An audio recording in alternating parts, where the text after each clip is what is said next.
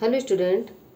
आज मैं कक्षा 12th के जो विद्यार्थी हैं उनको पद्यांश की व्याख्याएं जो मेरा टॉपिक चल रहा था उसमें अगला टॉपिक पार्ट दूसरा कैकई का अनुताप गीत, इसकी मैं व्याख्या आज आप लोगों को करके बताऊंगी। इसके पहले मैं आप लोगों को जो पहला लेसन आप लोगों का था अयोध्या सिंह उपाध्याय हरिओद का पवनदूत का, उसकी जितनी भी व्याख्याएं थी वो मैं आप लोगों को करवा चुकी हूँ। अब आज मैं सेकंड लेसन पर चर्चा करूँ किस तरीके से आपको संदर्भ लिखना है, किस तरीके से आपको व्याख्या लिखनी है और अन्य प्रश्न जो परीक्षाओं में पूछे जाते हैं आपके जो 8 नंबर में, उनको किस तरीके से आपको डिटेल में नोट्स बनाने हैं। आइए सब पर चर्चा करूंगी। कैकई का अनुताप गीत ये आपका दूसरा पार्ट है। ये 24-25 के लिए इम्पोर्टेंट आपकी व्याख्या है। हे भरत भद्र अब कहो अभीप्सित अपना, सब सजग हो गए भंग हुआ ज्यों सपना।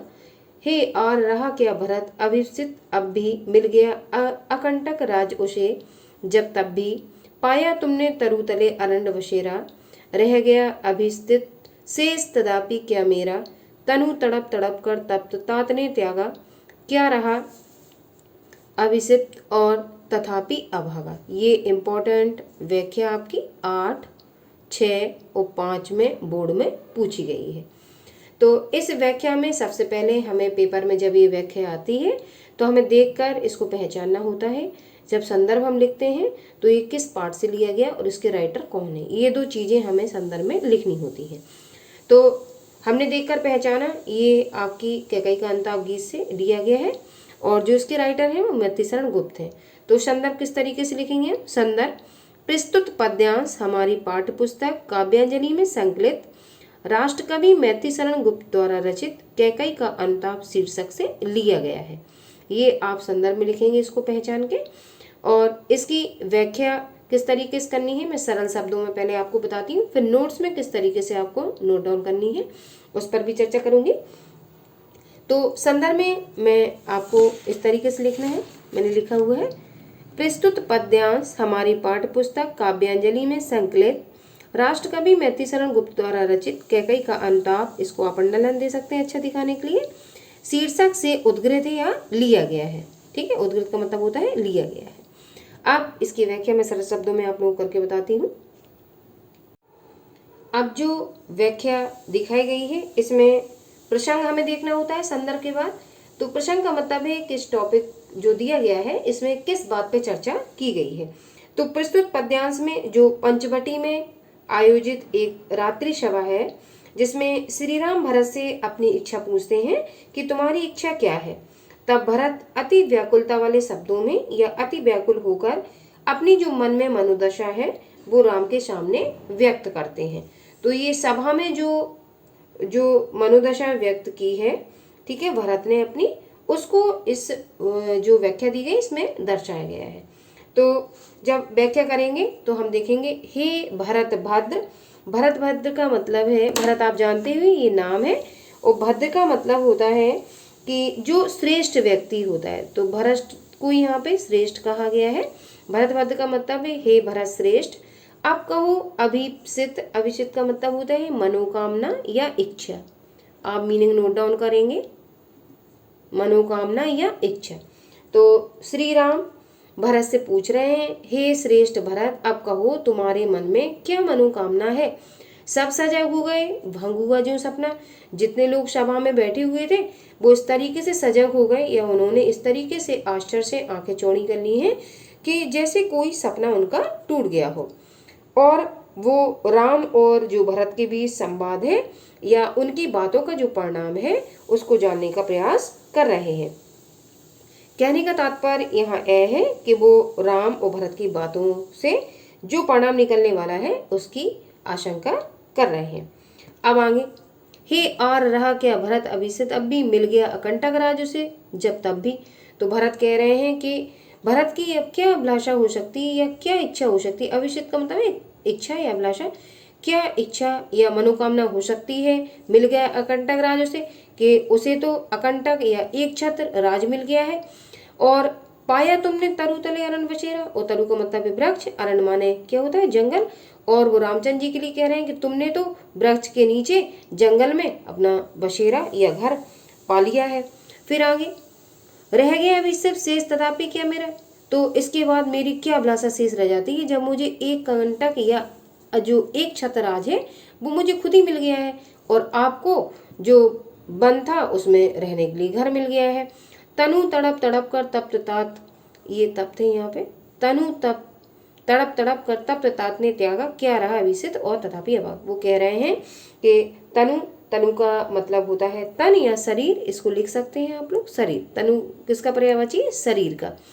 शरीर तरह तरह का तप्त तात ने त्यागा, वो कह रहे हैं कि जो मेरे पिताजी थे दशरथ जी, उन्होंने तड़प तड़प कर अपने शरीर को त्याग दिया आपके वियोग में। क्या रहा अभिषित और तथापि अभाग, क्या इस भला इस अभागे की अब क्या इच्छा शेष रह गई है। जब इतना सब कुछ मेरे साथ हो चुका है तो इस अभागे की अब क्या इच्छा शेष रह गई है। इस प्रकार भरत ने दुखपूर्ण शब्दों से राम के सामने अपनी जो मनोदशा है उसको व्यक्त किया है और वो कह रहे हैं कि उन्हें राम लक्ष्मण और सीता का पेड़ के नीचे वन में जो निवास करना है वो बहुत कष्ट पहुंचा रहा है। तो इस तरीके से मैंने आपको सिंपल भाषा में इसको बताने का प्रयास किया है और किस तरीके से इसके कॉपी में नोट्स बनाने हैं उसको भी मैं आप लोगों को बताती हूँ। आप इस तरीके से आप लोग प्रसंग डालेंगे, संदर्भ में आप लोग बता चुकी हूँ। प्रस्तुत पद्यांश में भरत अति व्याकुलतापूर्ण शब्दों में अपनी मनोदशा राम के समक्ष प्रस्तुत कर रहे हैं, प्रकट कर रहे हैं। समक्ष का मतलब है सामने। व्याख्या, जब राम अपने अनुज भरत से कहते हैं, अनुज मतलब छोटा भाई, कि अब तुम अपनी इच्छा व्यक्त करो, तो वहां उपस्थित सभी लोग वैसे सावधान हो जाते हैं जैसे कोई स्वप्न या सपना टूट गया हो। यहाँ कहने का तात्पर्य यह है कि सभी लोग राम भक्त संवाद को सुनने, उसका परिणाम जानने के लिए व्याकुल थे। राम की बात सुनकर भरत कहते हैं कि हे आर, अब भला मेरी और क्या अभिलाषा शेष होगी जब मुझे अयोध्या का राज और आपको वनवास मिल गया है। पिताजी ने भी दुख में तड़प तड़प कर प्राण त्याग दिए हैं, ऐसे में भला इस अभागे की ओर कौन सी चाह या इच्छा शेष रह गई होगी। आगे इस प्रकार भरत ने दुखपूर्ण शब्दों में राम के सामने अपनी मनोदशा को व्यक्त किया या अपनी मन की पीड़ा को व्यक्त किया। उन्हें राम लक्ष्मण और सीता का पेड़ के नीचे वन में निवास करना अत्यधिक कष्ट पहुंचा रहा है। इस तरीके से आपने व्याख्या को एक दो बार पढ़ना है और जो मैंने मीनिंग्स बताई हैं, एक दो मीनिंग्स इसमें कठिन है, बहुत सिंपल है ये, तो आप इस तरीके से इसको तैयार कर सकते हैं। अब इसमें भाव पक्ष कला पक्ष लिखने के लिए आता है, वो भी हम देखेंगे किस तरीके से हमें नोट डाउन करना है और इसको अगर पूरा आप तैयार कर लेंगे तो जो 5 प्रश्न बनते हैं आपके 10 नंबर के, वो इसी व्याख्या से आपके पूरे इंक्लूड हो जाते हैं। काव्य सौंदर्य में भाव पक्ष और कला पक्ष आप दोनों देखेंगे। भाव पक्ष का मतलब है कि इसमें क्या फीलिंग्स है, किस चीज पे चर्चा की है। तो इन पंक्तियों में भरत ने भावुक होकर पितृशोक, जो उनके पिताजी खत्म हो गए हैं वो, और भ्रात प्रेम, जो भाई का उनके प्रति प्रेम है वो, की भावनाओं को व्यक्त किया है, प्रकट किया है। तो यहाँ पे जो भाव पक्ष है मतलब फीलिंग्स यहाँ पे व्यक्त की गई है। और कला पक्ष में रस कैसा, करुण रस है, क्योंकि दुख की अनुभूति हो रही है, क्योंकि दोनों भाई अलग अलग हैं और एक दूसरे से विछोड़ने पे वो अपने दुख प्रकट कर रहे हैं। भाषा कैसी, खड़ी बोली है। अलंकार, उपमा, अनुप्रास का प्रयोग किया है। गुण प्रसाद है। प्रसाद का मतलब है जब अर्थ अपने ही आप से स्वयं सीधे शब्दों में किसी जो पढ़ रहा है पाठक के सामने व्यक्त हो जाता है, तो प्रसाद गुण का प्रयोग होता है। शब्द शक्ति, अवधा और व्यंजना है इसमें, ठीक है। अब इसके बाद हम दूसरा पढ़ेंगे, जो दूसरी व्याख्या है वो भी इम्पोर्टेंट है, तो मैंने एक उसमें 2 व्याख्याएं आप लोगों की रखी हैं जिससे आपका कोर्स जल्दी से फिनिश हो। आगे देखेंगे, निरख सखी ये खंजन आए, फेरे उन मेरे रंजन ने नयन, इधर मन भाए, फैला उनके तन का आतप मन से सर सराए, घूमे भी इस ओर वहाँ ये हंस यहाँ उड़ आए, उड़ छाए, करके ध्यान आज इस जन का निश्चय वे मुस्काए, फूल उठे कमल अधर से ए बंदूक सुयाए, स्वागत स्वागत शरद भाग से मैंने दर्शन पाए, नवने मोती वारे लोए अश्रु अर्घ भर लाए। तो ये जो वर्णन है आपके सामने, ये उर्मिला जी जो हैं वो अपने पति के वियोग में, ठीक है, जो लक्ष्मण जी उनसे दूर हो गए हैं और अपने जो बड़े भाई हैं उनके साथ वो वन को चले गए हैं। तब उर्मिला एक विरह वेदना में इस अनुभूति को, ठीक है, महसूस करती हैं और इसके द्वारा ये जो आपको पद्यांश दिख रहा है उसके ऊपर चर्चा की गई है। तो मैं सिंपल भाषा में पहले आपको बताऊंगी। सबसे पहले हम संदर्भ देखेंगे। तो संदर्भ एक पार्ट का आप लोग तैयार कर लेंगे, तो उसको आप जो दूसरे पार्ट का आपका संदर्भ है वो आप सभी जितने भी आपके पद्यांश होंगे सब में एक जैसा ही लिखेंगे। यहाँ पे जो राइटर का नाम वो भी सेम रहेगा, जो पार्ट का नाम है वो भी आपका सेम रहेगा, ठीक है। तो ये आप लोग इस चीज़ को ध्यान रखेंगे। अब जो प्रसंग है, तो प्रसंग इसमें जो बताया गया है, तो प्रस्तुत पद्यांश में यहाँ पे जो वर्षा ऋतु है वो समाप्त हो गई है और शरद ऋतु का आरंभ हुआ है। तो विरहिणी जो उर्मिला है, विरहिणी मतलब अपने नायक या जो प्रेमी या जो पति होता है उसके विरह में जब वो विरह वेदना झेल रही होती है तो उस अवस्था में उस स्त्री को विरहिणी बुलाया जाता है। तो इस विरहिणी में उर्मिला सर्वश्रेष्ठ है क्योंकि वो अपने लक्ष्मण से दूर हो गई हैं और शरद ऋतु के स्वागत करने के लिए वो इस तरीके के शब्दों का प्रयोग कर रही हैं। तो क्या मतलब है, यहाँ पे क्या कहने का प्रयास किया जा रहा है, यहाँ पे कहा जा रहा है निरख सखी एक खंजन आए और फेरे उन मेरे रंजन ने नयन इधर मन भाए। तो इस तरीके से यहाँ पे निरख का मतलब है देख और खंजन एक तरीके का जो पक्षी होता है उसको कहते हैं। तो अब मीनिंग थोड़ी सी नोट डाउन करेंगे हम लोग। निरख का मतलब है देख और खंजन जो है वो एक पक्षी है।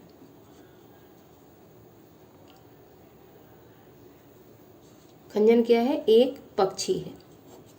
ठीक है, तो उर्मिला जी क्या कह रही हैं, अपनी जो उनकी संगनी या सहेली है, तो विरहिणी उर्मिला अपनी संगनी से कह रही हैं कि हे सखी देखो एक खंजन जो पक्षी हैं वो खंजन पक्षी यहाँ आए हैं और फेरे उन मेरे रंजन ने नयन इधर मन भाए।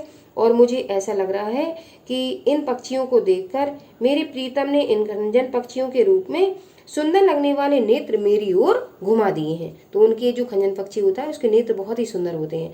तो उनके नेत्रों को देखकर जो उर्मिला हैं उनको अपने पति लक्ष्मण जी की याद आ रही है और उनके नेत्रों की तुलना वो अपने पति से कर रही हैं। फैला उनके तन का आतप मन से सरसराए। फैले उनका तन का आतप, तन कहते हैं शरीर को और आतप आप जानते हो किसको कहते हैं, गर्मी को। ठीक है, ये लिख सकते हैं आप लोग, गर्मी या ताप। तो वो कह रही हैं फैला उनके तन का आतप मन से सरसराए। तो आतप उनकी जो शरीर की गर्मी है, तो उस गर्मी को देखकर ऐसे लग रहा है कि जो गर्मी है वो शरीर, धूप जो है उनके शरीर की जो गर्मी है चारों तरफ फैली हुई है धूप के जैसी, और उनके मन की जो सरसता है या कोमलता है वो इस तरीके से लग रही है कि किसी तालाब में कैसे कमल के फूल खिले हुए। जैसे आगे लिखा है फैले तन का आता मन से सरसराए, तो सरमाने होता है तालाब, तो तालाब में ऐसा लग रहा है कि कोई फूल खिले हुए हैं। करके ध्यान, एक मिनट यहाँ से, घूमे वे इस ओर वहाँ हंस उड़ आए, यहाँ उड़ आए। तो वो कह रहे हैं ऐसा लग रहा है जैसे मेरे जो प्रीतम हैं वो जंगल में घूम रहे हैं और यहाँ जो हंस आए हैं उड़कर, तो मुझे ऐसा लग रहा है कि मेरे प्रीतम जो जंगल में घूम रहे थे वो यहाँ उड़कर जो पक्षियों के माध्यम से हैं वो उनका स्मरण हमें दिला रहे हैं। अब आगे, फूल उठे कमल अधर से ए बंदूक सुझाए। वो कह रही इस तरीके से मुझे एहसास हो रहा है कि जो वन में जो लक्ष्मण जी हैं वो मुस्कुरा रहे हैं और उनके अधरों की मुस्कुराहट इस तरीके से लग रहा है कि वो जो कमल खिल रहे हैं वो बंदूक के फूलों के समान मेरे प्रीतम के जो ओंठ हैं उनके समान सुंदर लग रहे हैं। फिर से देखेंगे हम, वो कह रही हैं राधा जी कि मुझे ऐसा लग रहा है, अधर का मतलब यहाँ होता है होंठ, क्या होता है, होंठ। तो फूल ऐसे खिल उठे हैं कमल के और ऐसे लग रहा है, और बंदूक का भी एक फूल होता है वो भी बहुत सुंदर होता है, और उनके अधर ऐसे लग रहे हैं, अधर मतलब श्री कृष्ण भगवान की जो, श्री कृष्ण नहीं सॉरी कौन, लक्ष्मण के जो ऊँट हैं वो इस तरीके से लग रहे हैं कि यह जो बंदूक के फूल हैं उस तरीके से इनके अधर सुंदर लग रहे हैं। आप दूसरी व्याख्या देखेंगे, निरख सखी ये खंजन आए, फेरे उन मेरे रंजन नयन इधर मन भाए। फैला उनके तन का आतम मन से सरसराए, घूमे वे शोर वहाँ हंस यहाँ उड़ छाए। करके ध्यान आज इस जन का निश्चय बेमुस्काए। फूल उठे हैं कमल अधर से यह बंदूक सुहाए। स्वागत स्वागत शरद भाग से मैंने दर्शन पाए।